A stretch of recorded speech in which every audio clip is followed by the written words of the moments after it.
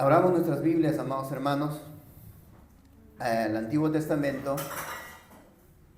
El día de hoy vamos a terminar con las meditaciones que hemos tenido a lo largo de buen tiempo en los libros de los profetas menores. Y el último libro del Antiguo Testamento, y también cierra el canon del Antiguo Testamento, es el profeta Malaquías. Abramos en Malaquías, amados hermanos, vamos a dar lectura de una porción de este libro que también nos ayuda, nos da introducción para poder meditar este hermoso libro del profeta Malaquías. Malaquías es el último libro del Antiguo Testamento, está antes de Mateo, es el último profeta menor que vamos a meditar. Malaquías capítulo 3, versículos 6, 7. Dice la bendita palabra del Señor: porque yo, Jehová, no cambio. Por esto, hijos de Jacob, no habéis sido consumidos. Desde los días de vuestros padres os habéis apartado de mis leyes y no la guardasteis. Volveos a mí, y yo me volveré a vosotros, ha dicho Jehová de los ejércitos. Mas dijisteis: ¿en qué hemos de volvernos? El Señor bendiga su palabra. Amados hermanos, hoy terminamos, como ya les dije, esta serie de predicaciones que hemos tomado por largo de un buen tiempo de los profetas menores. Y en este estudio hemos atravesado por varias etapas de la historia de la redención. Durante un periodo más o menos de 400 años, aproximadamente 100 años después de que el reino de Israel se dividió en dos: el reino del norte, Israel, y el reino del sur, Judá. Hasta este libro de Malaquías, que cierra el canon del Antiguo Testamento, hermanos, a partir de la cual, ¿qué pasa? La voz de Dios permaneció aproximadamente a 400 años en silencio. Permaneció en silencio 400 años hasta el siguiente y más grandioso acto de Dios en la historia de la redención: el advenimiento, la venida del Mesías prometido, nuestro Señor Jesucristo. Y a través de este periodo de tiempo que hemos abarcado mediante el estudio de estos profetas menores, amados hermanos, hemos podido ver que graves pecados de ambos reinos, que no es otra cosa, amados hermanos, que la exposición ¿de qué? De la condición humana, que todos están en la misma condición, pero es expuesta uno en este pueblo que Dios, en su gracia, a Él le plació elegir a este pueblo, a separar a este pueblo, a darse a conocer, a tener una relación de pacto, y el cual también lo escogió según sus propósitos soberanos. Esto lo hemos estado viendo. Esa es la condición de la manifestación del pecado, hermanos, en el hombre, aún en este pueblo que el Señor había escogido. También hemos visto en los libros de los profetas menores que la manifestación de la enorme paciencia de Dios, las innumerables llamados al arrepentimiento, a volverse a Él, a no perecer. A lo largo de este tiempo, mediante diferentes hombres, hemos visto cómo el Señor obró por profetas, llamando al arrepentimiento. Pero el pueblo siempre, por su pecado, su dureza de su corazón, lo rechazaron. El reino del norte fue destruido a manos de los asirios, siendo ellos, ¿qué? Instrumentos de Dios. Y el reino del sur, que aún permaneció por un poco tiempo más, pero también después fue llevado cautivo al exilio por los babilonios. La ciudad, el templo de Dios, había sido destruido y quemado. En los libros que fueron expuestos en las dos últimas predicaciones que vimos, hermanos, fueron Ageo y Zacarías, que son profetas que cumplieron su ministerio después que el Señor en su gracia y en su misericordia devolvió un remanente a Judá, a Jerusalén, que después de 70 años que habían estado en cautividad en Babilonia, ellos, por la gracia del Señor, retornaron, un remanente. Pudimos ver en esas exposiciones que no todos quisieron retornar, porque ya estaban cómodos viviendo en esas ciudades de Babilonia, porque ya habían hecho familias y habían tenido riquezas, pero el remanente sí volvió, porque tenían algo que hacer. Había un mandamiento que Dios les iba a dar y tenían que realizarlo. Vimos a un pueblo que, a pesar de las que inicialmente, ¿qué pasó? Interpuso sus prioridades, primeramente, prioridades personales, egoístas, a la misión que debería ser la prioridad, que era reconstruir el templo. Pero por la situación que estaban viviendo, ¿qué pasaba? Estaban tan preocupados más por las cosas de ellos, pero no lo esencial, que era reconstruir el templo. Entonces, todo esto vemos la misericordia de Dios trayendo a este pueblo y haciéndole ver sus prioridades, cuál debería ser. Eso lo vimos en la predicación en los anteriores dos profetas menores. Ageo llama a eso al arrepentimiento. Zacarías da el aliento. ¿Por qué? Porque iban a vivir situaciones que se palpan. Y también en ese contexto es que Malaquías escribe este libro. ¿Para qué? Para llamarles nuevamente al arrepentimiento, para hacerles ver su condición como están, pero también darles la promesa de la venida de Cristo. Anteriormente la voz de los profetas que pasaban no había sido oída y el pueblo en general, en la mayoría, rechazó a Dios. Aunque, como siempre hemos mencionado también, Dios siempre se ha guardado un pueblo, un remanente, porque no podemos generalizar que todos los rechazaron. Había. ¿Los profetas eran creyentes? Sí. ¿Eran parte del pueblo del Señor? Sí. O solamente los remanentes. Pero la manera de generalizar en los últimos dos profetas, nosotros vimos que un cambio esperanzador. Vimos entonces que ese pequeño remanente que regresó, había una disposición de volverse a Dios, un corazón sensible a la voz de Dios, cuando el Señor también le señala que sus prioridades no estaban ordenados. Ellos se volvieron, ordenaron sus prioridades. Entonces había una disposición, oían la reprensión a través de Ageo y se vuelven al Señor. Pero hermanos, este último libro, esa esperanza de ver a un pueblo, una nación al fin quizás dócil a la voz de Dios, que se esfuma totalmente.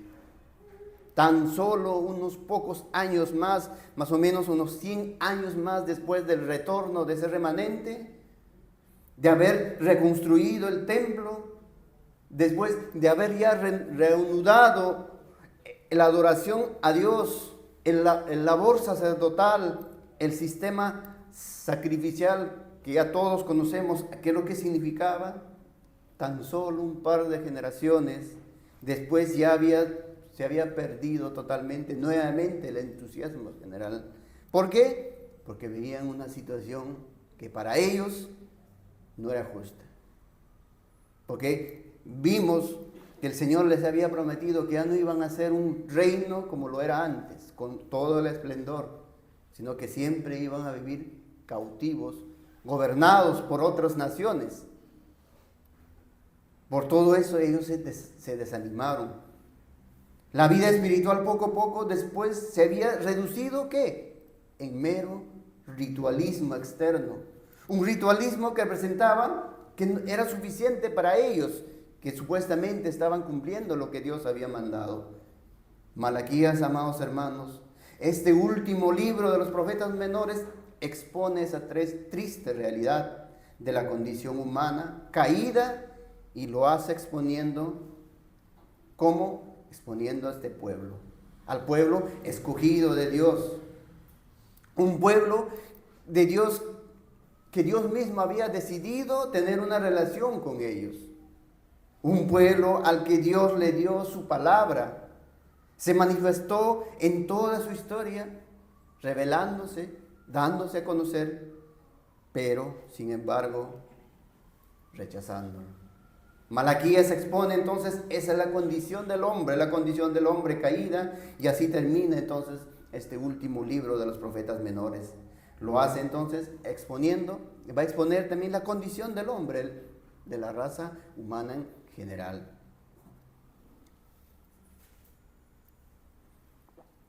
Y en este libro, amados hermanos, hay una serie de estribillos que se repite a lo largo del libro. Una estructura que quiero que entiendan, que esté claro, hermanos, porque vamos a ver a lo largo de la Escritura. Ustedes cuando lean también Malaquías van a ver una repetición. Y quiero que entendamos o estemos atentos a la manera que como Malaquías, amados hermanos, señala esa condición que no es otra cosa que la condición, como vuelvo a decir, de toda la raza humana, de su naturaleza caída, y esto aún expuesto en este pueblo de Dios que Dios escogió según sus propósitos y de una manera particular. Dios al principio va a decir, ustedes han hecho esto y en otras oportunidades yo he hecho esto. Así inicia esa estructura.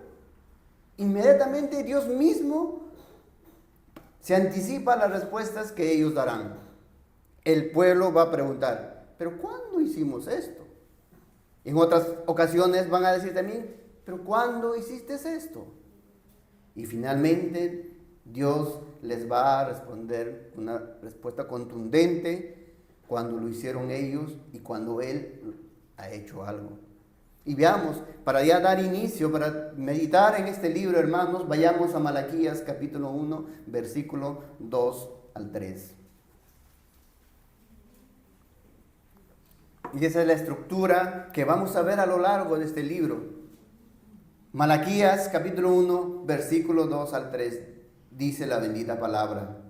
Yo os he amado, dice Jehová, y dijisteis, ¿en qué nos amaste? ¿No era Esaú hermano de Jacob?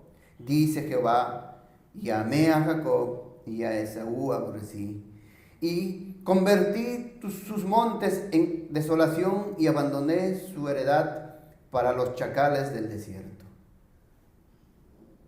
Vemos ahí la estructura. Yo os he amado. ¿Y cuál es la respuesta del pueblo? ¿En qué nos amaste? Entonces el propósito principal de la repetición de esta estructura es la siguiente, hermanos, que la vamos a ver a lo largo de estos 4 capítulos que tiene Malaquías. Mostrar que Dios les conoce íntimamente. Los actos externos, el cumplimiento sin una devoción real, a veces puede engañar al ojo del hombre, pero no puede engañar a Dios. Dios conoce la intención de nuestro corazón, conocía la intención de su corazón de este pueblo, de tal manera que aunque haya cosas que se manifestaba abiertamente o hacían abiertamente, aunque hacían estos actos externamente, una apariencia de piedad, Dios conocía verdaderamente su disposición de su corazón. Pues ese es el propósito de la estructura que nosotros vemos que se repite de una manera constante en este libro. Dios expresa algo que Él ha hecho, que el pueblo ha hecho, y el pueblo responde, ¿cuándo lo hicimos? ¿Cuándo lo hiciste? Pero la pregunta que surge de ellos tiene un sabor despectivo. ¿Por qué? Porque dice, ¿en qué nos amaste? Esa es la respuesta que a veces nosotros tenemos también, hermanos. Ahora, esto no está siendo expresadamente, audiblemente, podemos ver. Dios mismo es que le está planteando toda esta situación. Pero Dios conoce los corazones, por eso que ya plantea de esta manera, hermanos. Pero Dios conoce los corazones y sabe que ese es Esa es la respuesta o el cuestionamiento que ellos realmente iban a hacer y estaba en sus corazones. ¿En qué nos amaste?, decían. Ya un buen tiempo que había regresado de su exilio este pueblo, y el anuncio que los profetas habían dado de un pueblo restaurado en una época de gloria y poder, no era que ellos estaban viendo. Dios les había dicho que esa gloria que tenían ya no iba a regresar. Por más que tenían el templo, por más que habían sacrificios, ya no iban a ser libres, sino siempre iban a ser subyugados por un pueblo extranjero.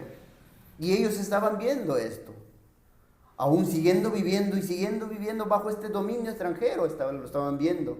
La nación y sus estructuras eran un pálido reflejo de lo que eran o lo que habían vivido antes, tiempos atrás, y de la gloria prometida en los profetas, en el momento que Dios, por su misericordia, les había sacado del exilio en Babilonia.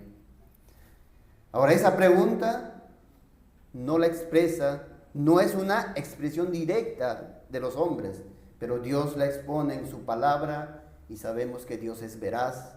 Si así ha dicho, si así lo señala, es porque esa era la realidad de este pueblo.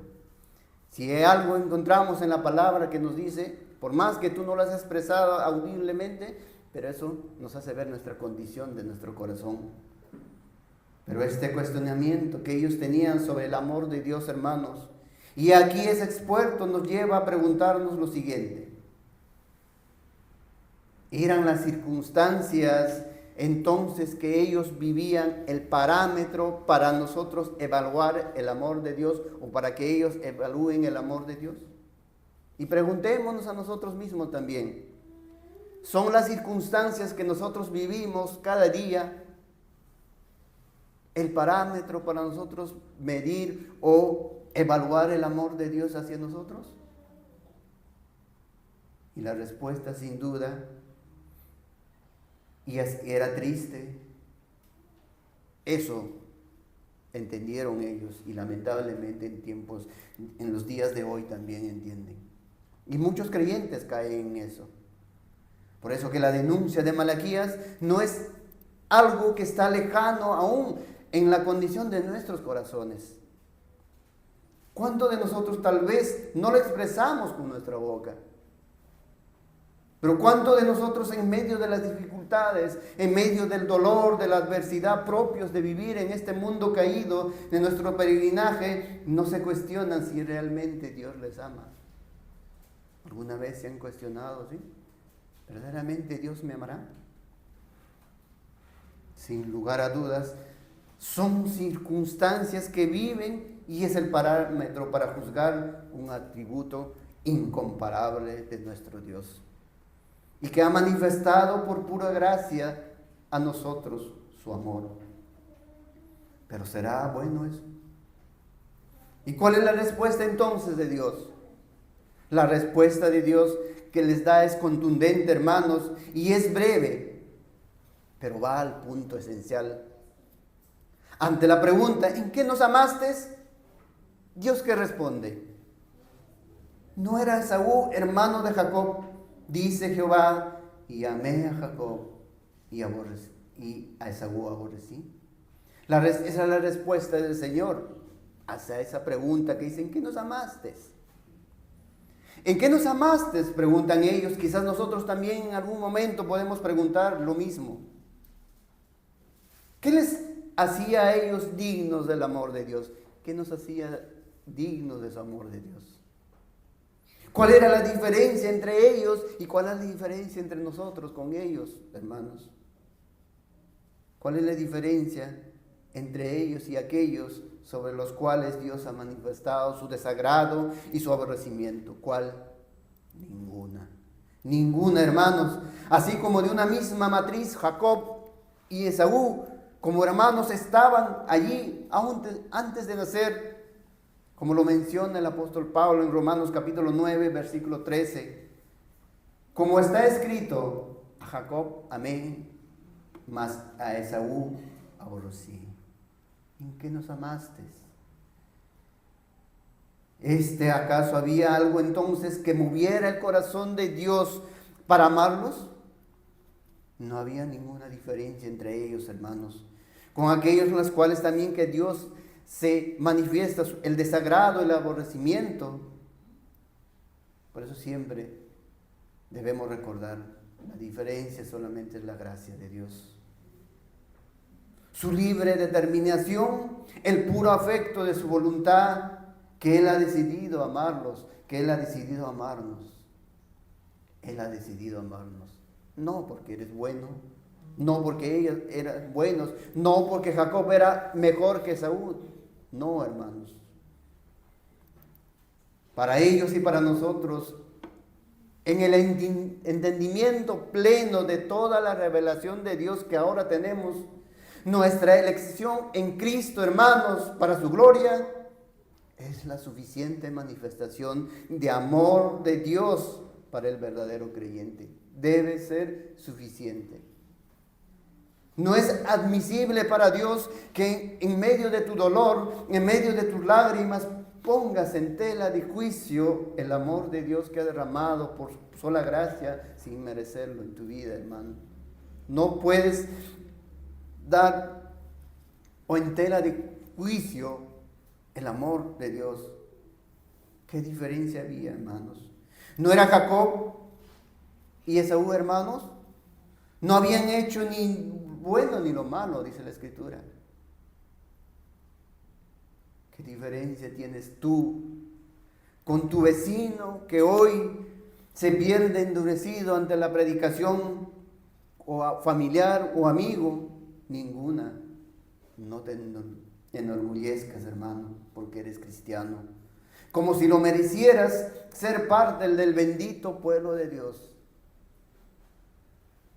Este pueblo debió haber reconocido y recordado, traído a memoria las palabras de Moisés también que dicen Deuteronomio capítulo 7, versículos 6 al 8. Porque tú eres pueblo santo para Jehová tu Dios. Jehová tu Dios te ha escogido para hacerle un pueblo especial más que todos los pueblos que están sobre la tierra. No por ser vosotros más que todos los pueblos os ha querido Jehová y os ha escogido, pues vosotros erais el más insignificante de todos los pueblos, sino porque por cuanto Jehová os amó y quiso guardar el juramento que juró a vuestros padres, os ha sacado Jehová con mano poderosa y os ha rescatado de servidumbre, de la mano de Faraón, rey de Egipto. Eso deberían haber recordado estos hombres, los judíos. Esa también debemos recordar nosotros, de qué condición nos ha sacado. ¿En qué nos amaste? Quizás te preguntas. El que se pregunta en su corazón, aunque no lo expresa audiblemente, hermano, que no le sea suficiente la manifestación de su amor tan solo por su gracia y elección hacia nosotros en Cristo Jesús, está teniendo una voz al igual dura y torpe como ellos y necia que en ese momento el pueblo del Señor estaba manifestando. ¿No es bueno recordar también, o nos es bueno recordar también las palabras de 1 de Corintios, capítulo 1, versículo 26 al 29? Vayamos ahí un momento, hermanos, sin perder el libro de estudio. El apóstol Pablo recordando a la iglesia, una iglesia que ya se había llenado de orgullo espiritual. Y la altivez les dice, y nos dice a nosotros también, 1 de Corintios, capítulo 1, versículo 26 al 29.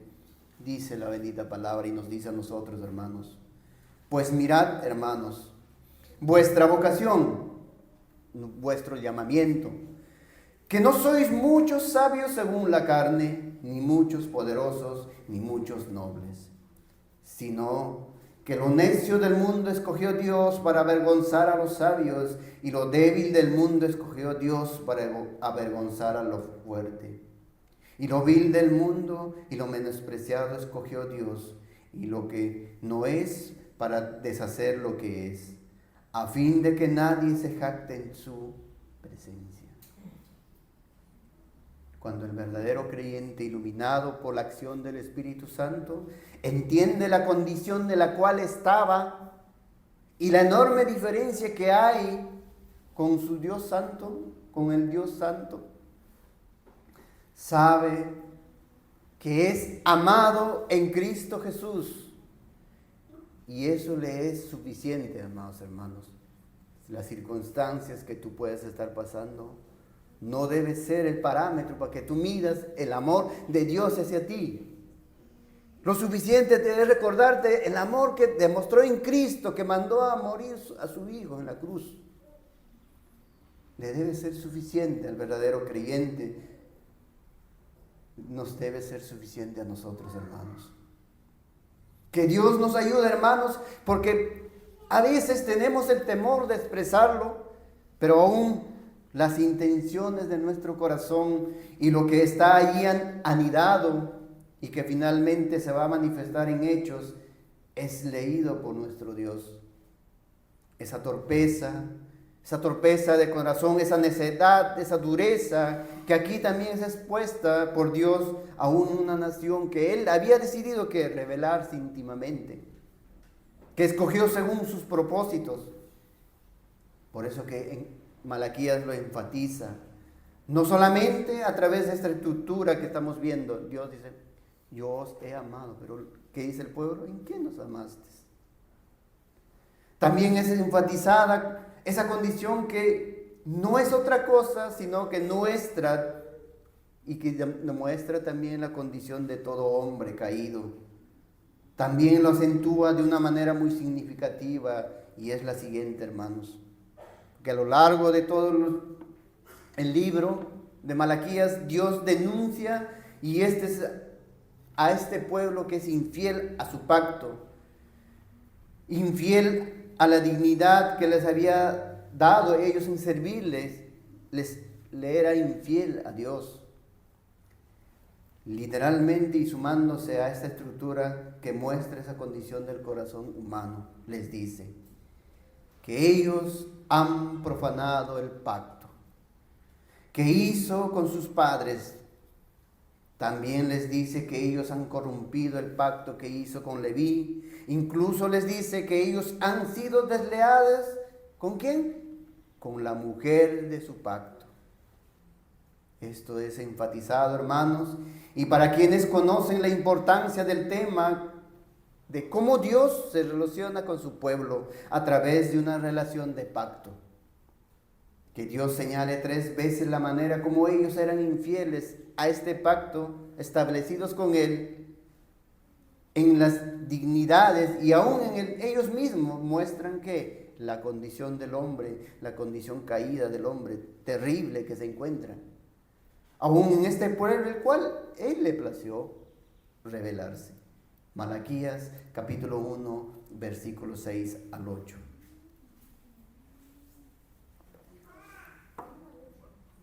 Malaquías capítulo 1, versículos 6 al 8 dice la bendita palabra: el hijo honra al padre y el siervo a su señor. Sí, pues, soy yo padre, ¿dónde está mi honra? Y si soy señor, ¿dónde está mi temor? Dice Jehová de los ejércitos a vosotros, oh sacerdotes, que menospreciéis mi nombre y decís, ¿en qué hemos menospreciado tu nombre? Nuevamente esa estructura, hermanos. Dios les dice, oh sacerdotes, que menospreciéis mi nombre. ¿Cuál es la respuesta de ellos? ¿En qué hemos menospreciado tu nombre? Y continúa el Señor, dice, en que ofrecéis sobre mi altar pan inmundo y dijisteis, ¿en qué te hemos deshonrado? En que penséis que la mesa de Jehová es despreciable, y cuando ofrecéis el animal ciego para el sacrificio, ¿no es malo? Asimismo, cuando ofrecéis el cojo o el enfermo, ¿no es malo? Preséntalo pues a tu príncipe. ¿Acaso se agradará de ti o le serás acepto? Dice Jehová de los ejércitos. Hermanos, tan solo unas generaciones después, No solo descuidaron su intimidad con Dios, hermanos. No solo descuidaron esa intimidad, sino también su devoción sincera, aún dudando del amor de Dios. ¿Por qué? Dudando porque ellos medían todo esto con los parámetros que miraban la situación en la cual ellos estaban viviendo. ¿Y eso cómo se daba a conocer? Porque reemplazaron todo lo que Dios había mandado solamente en un acto ritual. Ritual que habían perdido la esencia de lo que Dios había establecido. Y no solamente eso, sino que aún el sistema sacrificial, que no es otra cosa que la manifestación de la gracia de Dios, la provisión del sustituto por el pecado, que era una sombra, una denuncia, una anunciación de la obra redentora de nuestro Señor Jesucristo. El sistema sacrificial se hacía con tal desprecio, amados hermanos, que Dios lo dice abiertamente. Porque ellos que llevaban lo sobrante, el ciego, el cojo, lo enfermo, y más adelante le dice lo hurtado y dañado, cosa que también el Señor enfatiza en el conocido texto también de Malaquías capítulo 3, 7 al 9. Donde dice, toda la nación entera me ha robado, que lamentablemente muchos utilizan ese texto, ¿para qué? Para sacar dinero al pueblo. La expresión que dice aquí, ¿para qué me llaman Padre? ¿Para qué me llaman Señor? Si tienen el descaro de despreciarme de esta manera. Y tal vez en lo profundo de su corazón decían, pero eso no está mal. Pueden haber dicho quizás, pero sí, y muchos se ha escuchado y he escuchado hermanos que dicen, pero si Dios no necesita, si Dios es todo, si Dios es dueño de todo, Dios no necesita, no es necesario. Quizás también en sus corazones estaba eso. Pero la manera como Dios les confronta debe ser también confrontativo para nosotros, hermanos, porque les demuestra una realidad que ellos pueden evadir, y es la siguiente. Hay algo que debemos tener en cuenta también. Preséntalo pues a tu príncipe. ¿Acaso se agradará de ti o le serás acepto? Eso debemos siempre recordarnos, hermanos. Cuando tú vienes a este lugar a adorar al Señor, ¿cómo vienes? ¿O cómo venimos? ¿Venimos a presentarnos ante un hombre o ante un Dios santo, santo? Hermanos, uno no puede dejar de contrastar esta actitud con la actitud que tuvo el rey David. El rey David era un hombre lleno de pecados, sí, pero cuando se dice que tenía el corazón conforme al corazón de Dios, un corazón conforme al corazón de Dios es en el sentido que él aceptaba su condición, y al aceptar su condición entonces venía con una devoción real a Dios, hermanos. Él no era un hombre perfecto. Nosotros no somos hombres perfectos. Si nosotros evaluáramos los hechos a nuestra perspectiva, aún comparando con los otros reyes, pues David saldría mal parado. Asesino, adúltero, mentiroso, pero ante la voz de Dios, ante la reprensión de Dios, inmediatamente, ¿qué dijo? He pecado contra el cielo y contra Dios. Y uno no puede dejar de contrastar esa actitud miserable que tal vez se viera bajo estos actos externos, pero que Dios conocía la realidad de la intención de sus corazones. No la podemos dejar de contrastar, hermanos. Dice en Primera de Crónicas, capítulo 21, versículo 23 al 24. Primera de Crónicas 21, 23 al 24. Y Ornán respondió a David, tómala para ti y haga mi señor el rey lo que bien le parezca. Y aún los bueyes daré para el holocausto y los trillos para leña y trigo para la ofrenda. Yo lo doy todo. Entonces el rey David dijo a Ornán: no, sino que efectivamente la compraré por su justo precio, porque no tomaré para Jehová lo que es tuyo, ni sacrificaré holocausto que nada me cueste. Nuevamente pregunto: ¿para qué unas ovejas para Dios? ¿Para qué un carnero para Dios? ¿Para qué ese animal para Dios? Amados hermanos, muchos al día de hoy se han engañado en el sentido de que, ¿qué dicen? No, lo que vale es la disposición del corazón, pero sin la manifestación de los actos externos que deben ser visibles. Lo que importa, lo que Dios mira, ese es mi corazón, dicen muchos.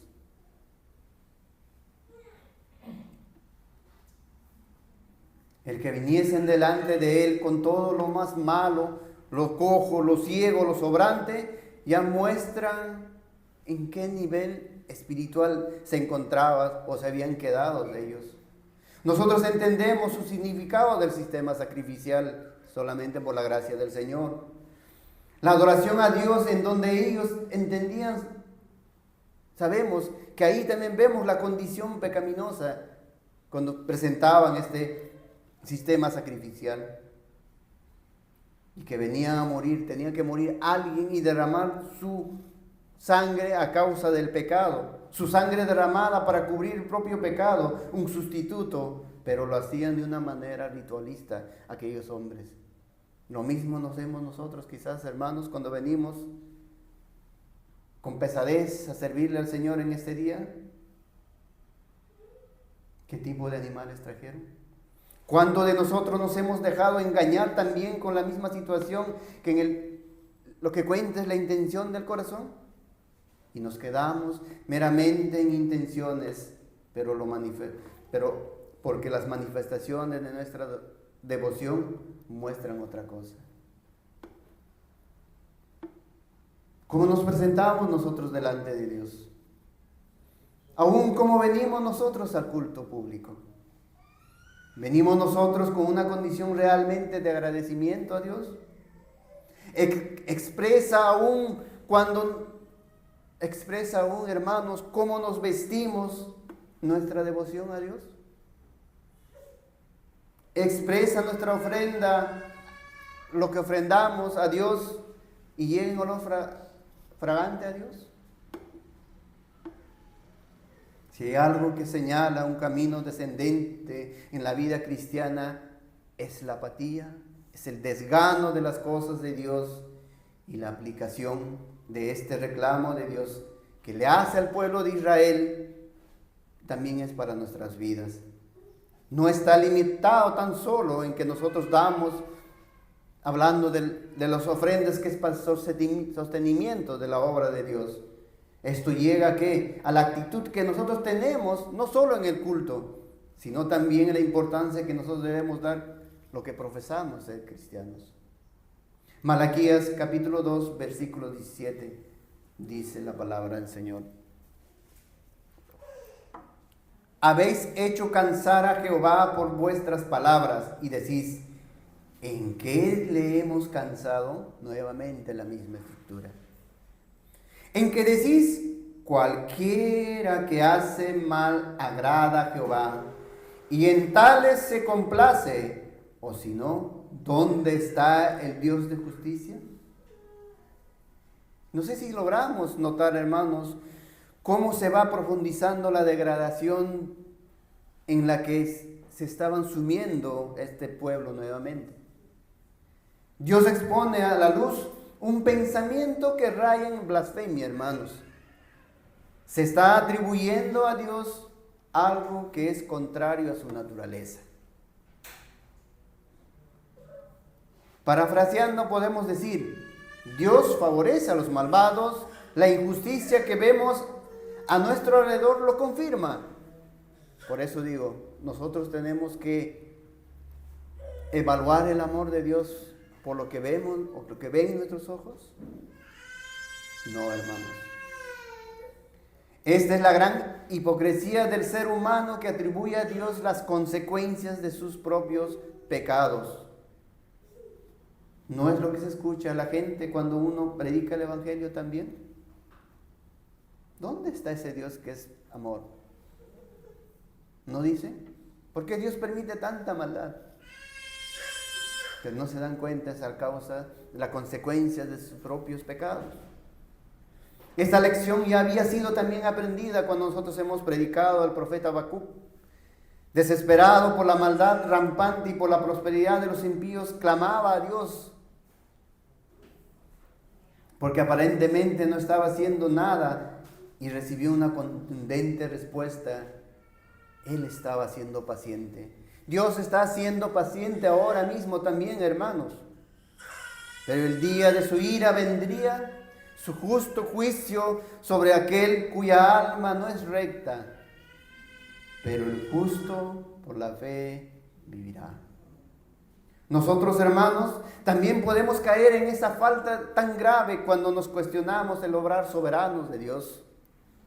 Así sea en lo profundo de nuestro corazón, cuando dudamos, cuando o cuando decimos, pero ¿por qué Dios permite todas estas cosas? O podamos decir, ¿cuál es la promesa de Dios? Muchos a veces hemos pasado por iglesias que mal enseñados creíamos que cuando Dios nos dice, pídeme y te daré por herencia las naciones, y a veces decíamos que todo lo que pisaba con la planta de los pies, porque todo lo que piséis será para ti, y mal utilizado en estos tiempos también. Pero sinceramente nos vemos tan ignorantes a veces, hermanos. No sabemos cuáles son las promesas que se aplican para mí. Pero sí, tengan en cuenta esto, hermanos. En Cristo todas las promesas son sí y amén. Porque se cumplen en Él, hermanos. En Él se cumple, y para nosotros tenerlo a Él es tenerlo todo. Tenerlo a Él es tenerlo todo. Así que, ¿quién te dijo que las promesas de Dios, que la muerte de Dios encarnado en la cruz del Calvario, es que tú no tengas dificultades en este mundo? ¿Quién te engañó y te digan que tú ibas a ser prosperado, que no te ibas a enfermar? ¿Dónde aparece esto en la Biblia, hermanos? Pero pastor, pueden preguntar quizás, aparece prosperidad y tierra que fluye leche y miel, y reposo y descanso y tierra prometida.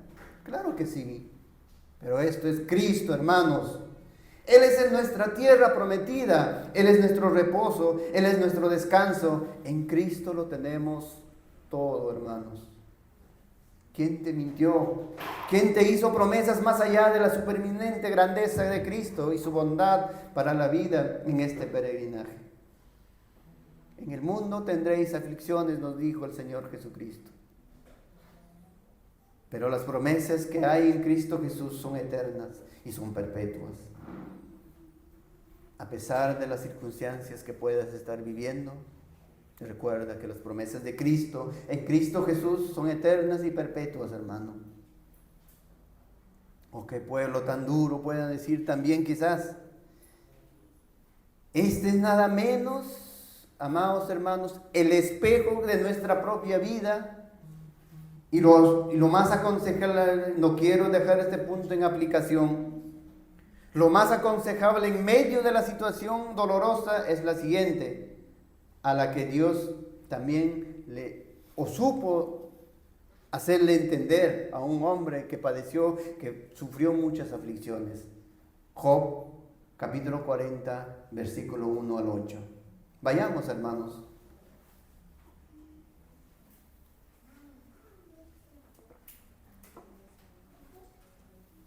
Job sufrió muchas aflicciones, perdió a sus hijos, perdió sus riquezas, estuvo enfermo, aún su esposa le despreció, aún todavía maldició el día que nació. Pero al final, cuando entendió, cuando vio a Dios, ¿qué dijo? Job 40, 1 al 8. Además respondió Jehová a Job y dijo: ¿es sabiduría contender con el Omnipotente? El que disputa con Dios responda a esto. Entonces respondió Job a Jehová y dijo: he aquí que yo soy vil, ¿qué te responderé? Mi mano pongo sobre mi boca. Una vez hablé, mas no responderé. Aún 2 veces, mas no volveré a hablar. Manifestaciones de poder de Dios. Respondió Jehová a Job desde el torbellino y dijo: cíñete ahora como varón con tus lomos. Yo te preguntaré y tú me responderás. ¿Invalidarás tú también mi juicio? ¿Me condenarás a mí para justificarte tú? Hermano, pon guarda en tu boca. No solo es ridículo tomar una actitud de reclamo hacia Dios en medio de nuestro dolor. No tenemos que reclamarle a Dios, sino que muestra nuestra gran ignorancia en cuanto a conocer o quién es Dios y quién somos nosotros. Y la acusación que encontramos en Malaquías capítulo 3, versículo 13, está íntimamente ligada a la que nosotros acabamos de leer. Malaquías capítulo 3, versículo 13 al 15 dice la bendita palabra: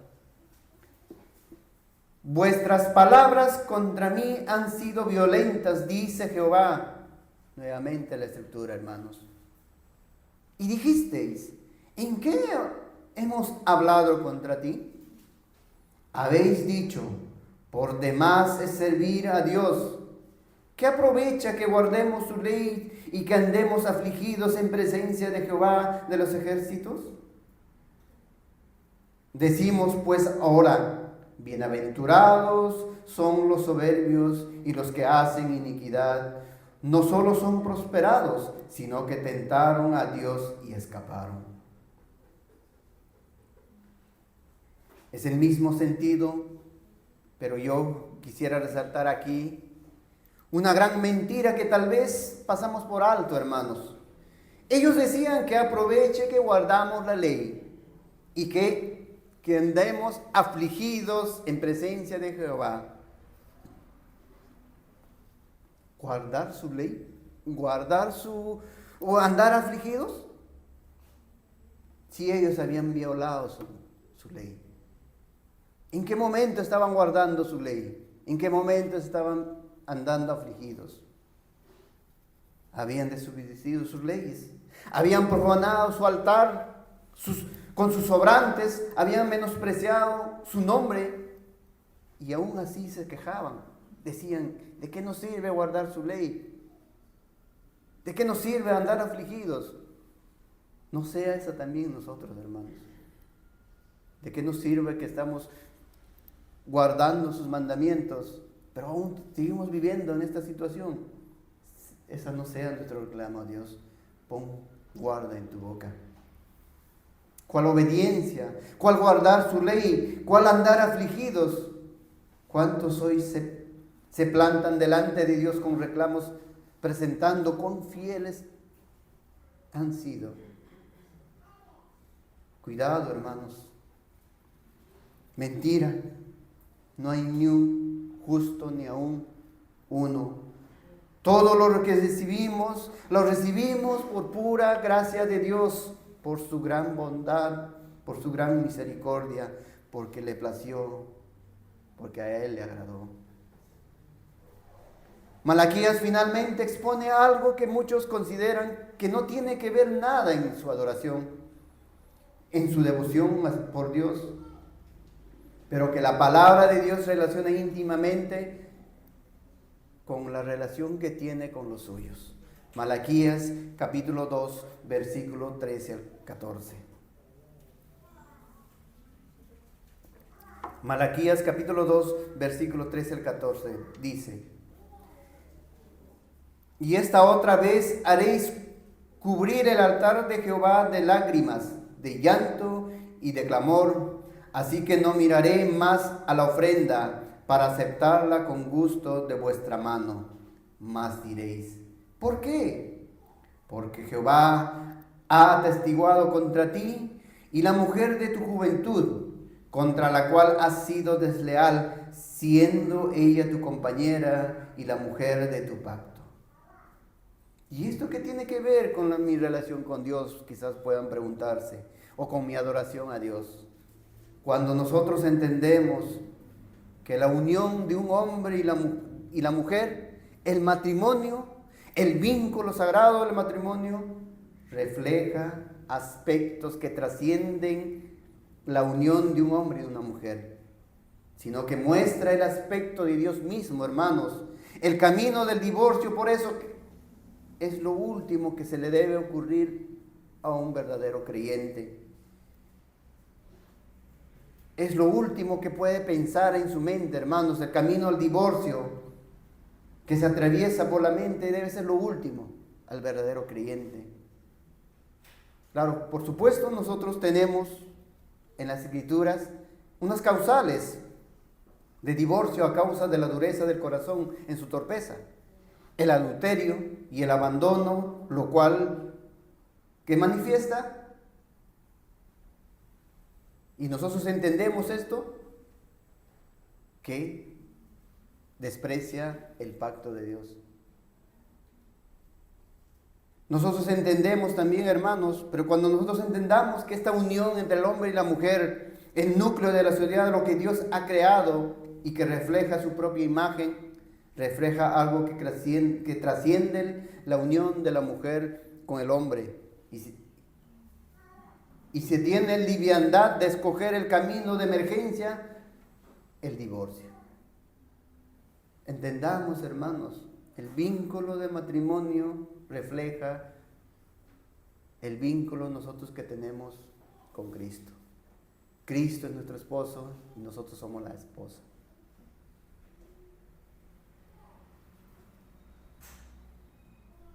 Por eso el Señor le dice acá por Malaquías, y si no es fiel a tu mujer de tu pacto, de tu juventud, ¿cómo lo será entonces con la relación con Dios, a quien no ven? Por eso todas las manifestaciones de llevarlo lo cojo, lo sobrante, lo podrido, lo malo, son expresiones del corazón, hermanos. Y aún el simplemente hecho de dejar a la mujer a la cual Dios los unió, y como dice la palabra, lo que Dios unió no lo separa el hombre, ya muestra la condición del hombre o la mujer, porque no quiere cumplir el pacto que hizo delante de Dios. Lo que Dios unió, el hombre no lo separe. Pero aconsejando a los maridos cristianos les dice en Primera de Pedro, capítulo 3, versículo 7.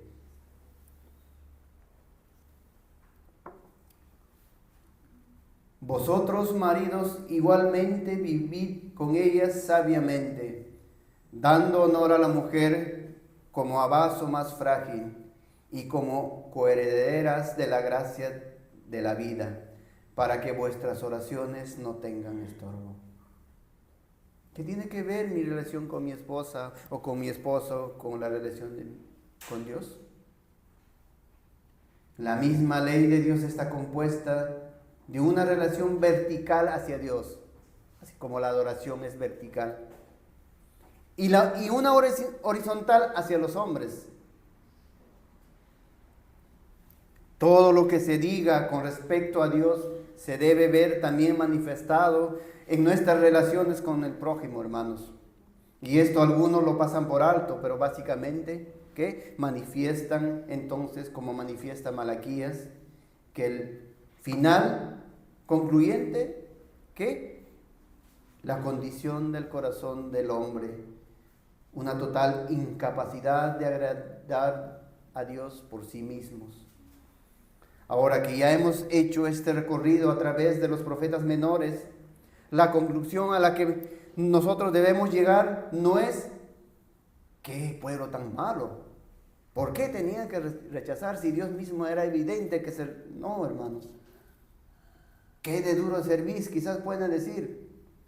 Sino más bien ver el espejo de nuestra propia condición y del que fuimos rescatados, y el propósito de la ley no es otra cosa que mostrarnos la condición pecaminosa, para mostrarnos también que la necesidad de un Salvador, para que mediante la fe en Él nosotros seamos ¿qué? Justificados. El apóstol Pablo dice en la Escritura, Romanos capítulo 3, versículo 19, pero sabemos que todo lo que la ley dice, lo dice a los que están bajo la ley, para que toda boca se cierre y todo el mundo quede bajo el juicio de Dios. Versículo 21-22. Pero ahora, aparte de la ley, se ha manifestado la justicia de Dios testificada por la ley y los profetas, la justicia de Dios por medio de la fe en Jesucristo, para todos los que creen en Él, porque no hay diferencia. Antes de venir la fe, la ley nos tenía presos, hermanos, encerrados hasta que la fe se revela. Así que la ley, ¿qué vino a ser? Nuestro ayo, nuestra guía, el encargado que es de conducirnos a Cristo, para que fuéramos justificados por la fe. Todo esto que nosotros hemos visto expuesto por la boca de los profetas menores, nos hacen eso, hermanos. Nos apunta a ello, en la condición del hombre. Por más aún siendo pueblo escogido de Dios, la dureza de su corazón, toda esa infidelidad expuesta, reitera entonces que la necesidad del Mesías, la necesidad del ungido, la necesidad de un rey que nos salvaría no de la opresión de las naciones extranjeras, que nos salvaría no de la opresión de la necesidad que tenemos, de la opresión de la gente quizás, nos salvaría, no nos salvaría de las dificultades que encontramos de vivir en este mundo caído. Malaquías es el último libro del Antiguo Pacto, y que a partir de ahí un silencio por 400 años. Está ahí con una razón, hermanos. El último libro, el canon del Antiguo Testamento, ahí aunque queda expuesto que la condición del hombre, pero también da una voz de esperanza, una expectativa de la necesidad de un Salvador. Tan cruda como lo hemos visto en esta mañana, la condición del corazón humano, la expectativa también, pero la esperanza también, que apunta al más grande y sublime acto de Dios en la historia de la redención. La solución divina a todo esto que ha sido expuesto por los profetas menores. Cristo, el Rey, el Mesías, nuestro Salvador. Malaquías capítulo 3, versículo 1, entonces, dejándonos en esta situación presente, queda la expectativa, queda la esperanza, y aquí lo dice. Malaquías capítulo 3, versículo 1. He aquí, yo envío mi mensajero, el cual preparará el camino delante de mí, y vendrá súbitamente a su templo el Señor a quien vosotros buscáis. Y el ángel del pacto, a quien deseáis vosotros, he aquí viene, ha dicho Jehová de los ejércitos. Hay algo aquí especial, hermanos. Dios está hablando y dice, aquí yo envío mi mensajero.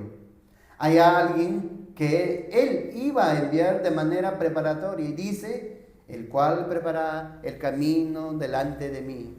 Y después dice, y vendrá súbitamente a su templo el Señor. ¿Y qué es lo que vemos aquí nosotros, hermanos? Aquí hay una expresión de pluralidad de personas de Dios. Dios mismo está diciendo que va a enviar a alguien que va a preparar el camino delante de Él y que va a venir el Señor a su templo. O sea, en otras palabras, está hablando de que el Señor mismo iba a venir, o sea, Dios mismo iba a venir. ¿Y quién es este mensajero? ¿Quién sería este que vendría antes de aquel ¿Qué es la solución de la condición de todo hombre caído? Mateo capítulo 11, versículo 9 al 11. Dice: pero, ¿qué salisteis a ver? ¿A un profeta?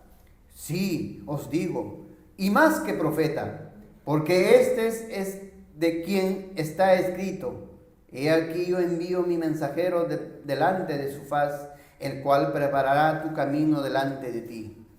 De cierto os digo, entre los que nacen de mujer no se ha levantado otro mayor que Juan el Bautista, pero el más pequeño que en el reino de los cielos, mayor es que él. 400 años de silencio después de Malaquías, y expuesta una vez más la condición del hombre, pero una voz de esperanza, una voz de aliento, la verdad, una esperanza de una restauración gloriosa, hermanos. No solo volver de la cautividad de Babilonia, sino de ser rescatados. ¿De qué? Del verdadero cautividad, el pecado. ¿Quién sería este mensajero? El Señor Jesucristo lo identifica Juan el Bautista. En otros textos dice que se cumple lo que había dicho el profeta Isaías, y muchos a veces agarran, no, acá se contradice las escrituras. No, hermanos, no. Dicen, no, pero si Malaquías lo está diciendo, no. Malaquías lo retoma del mismo profeta Isaías, lo reitera una vez más. Sí, amados hermanos, nos vemos reflejados en esto mucho. La solución es Cristo. La solución del verdadero problema del hombre es Cristo. Aún vemos manifestaciones de esta infidelidad, pero Cristo Jesús, en Él hay perdón de pecado. Además de la capacitación por su Espíritu Santo, ¿para qué? Para recorrerle en esta vida y que Él nos hace ver nuestra pecaminosidad. Después nosotros podemos entender que la nación fue escogida con un propósito también, pero que los hijos de Abraham no son simplemente los que son por nacionalidad o por sangre, sino que aquellos, los verdaderos, el pueblo de Dios verdadero, son los hijos de Abraham por la fe, gracias a la obra de Cristo. ¿Es Cristo entonces la respuesta de la condición precaria de todo hombre que los profetas han revelado? Si estás agobiado, dolido por tu pecado, te ves inundado delante o inmundo delante de su santidad, es porque Dios en su gracia te muestra esa condición. Aunque en otras oportunidades y en una religión externa quizás te has presentado delante de Él por tus supuestos que tienes o eres santo o pulcro, pero sabes tu condición, Cristo es la respuesta. Cristo es aquel Salvador que la humanidad necesitaba y que necesita. Malaquías capítulo 4, versículos 5 al 6. Termina dando las últimas palabras, las palabras de expectativa y de esperanza con las que el pueblo quedó hasta que se cumplió en el tiempo de Dios, que Dios ya había establecido. Malaquías capítulo 4, versículos 5 al 6. He aquí yo os envío al profeta Elías antes que venga el día de Jehová, grande y terrible. Él hará volver el corazón de los padres hacia los hijos y el corazón de los hijos hacia los padres, no sea que yo venga y hiera la tierra con maldición. Mateo capítulo 11, versículo 13-14. Porque todos los profetas y la ley profetizaron hasta Juan. Y si queréis recibirlo, él es el Elías que había de venir. Las palabras de este último libro del canon del Antiguo Testamento quedaron con una gran voz de esperanza y expectativa, que apuntaba ¿a qué? Al más grande y sublime acto de Dios en la historia de la redención. La solución divina de la condición en la que se encuentra el ser humano, y que los profetas menores han expuesto, hermanos. aquella que se promete muy temprano, inmediatamente en cuando también el hombre cae, aquel que habría de venir la simiente de la mujer, que de tiempo después se expresa también en la promesa hecha a Abraham, la simiente en la que serían benditas todas las naciones de la tierra. Aquella simiente en que también todas las promesas son sí y amén, y es el cumplimiento de todas las promesas. Aquel profeta que Dios levantaría como Moisés, la revelación perfecta del Dios invisible, la imagen visible del Dios invisible, aquel hijo de David, cuyo trono será estable y eternamente, el Mesías, el Cristo, el Rey, el sumo sacerdote, el Salvador, nuestro Señor Jesucristo. Todas las esperanzas anunciadas por los profetas menores, ante la precaria condición de cada hombre, a la condición de nuestro corazón, se encuentra en el cumplimiento pleno en las páginas del Evangelio de Cristo Jesús. Yo le pido a Dios, amados hermanos, que cada vez que nosotros volvamos al Antiguo Testamento y leamos, meditemos en el Antiguo Testamento, veamos ahí la necesidad del hombre de un Salvador. Veamos la condición del hombre. Y veamos ahí también no solamente ellos, sino también el anuncio del Evangelio para correr a Él. Si hasta este día tú aún te presentas delante de Dios con tus obras, con tus propios méritos, con tu bondad inherente que tú crees, o con lo que he hecho o no he hecho, los profetas menores han expuesto, hermanos, la realidad de nuestro corazón. Por nosotros mismos, incapaces de ser fieles, Dios ha dado su provisión. Cristo. En Él está nuestra confianza. En Él hemos creído. Él es el que habría de venir, el Mesías, el Rey Salvador, su pueblo, Salvador de su pueblo, de sus pecados. En Él confiamos y gloria a Dios. Y tú, hijo, hija, amigo, que aún sigues rechazando, en Cristo hay perdón. Ven a Él, arrepiéntete de tus pecados.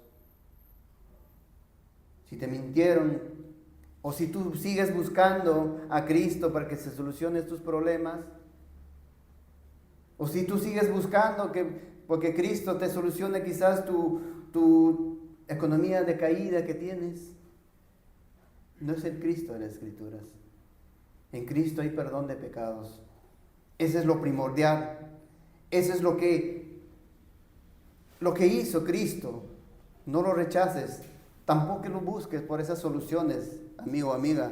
Tus problemas de tu enfermedad, no. Búscalo por el verdadero problema del hombre, tu pecado. El pecado que los condena. En Cristo hay perdón de pecados. Ven humillado, arrepentido. Reconozca tu condición delante de su santidad.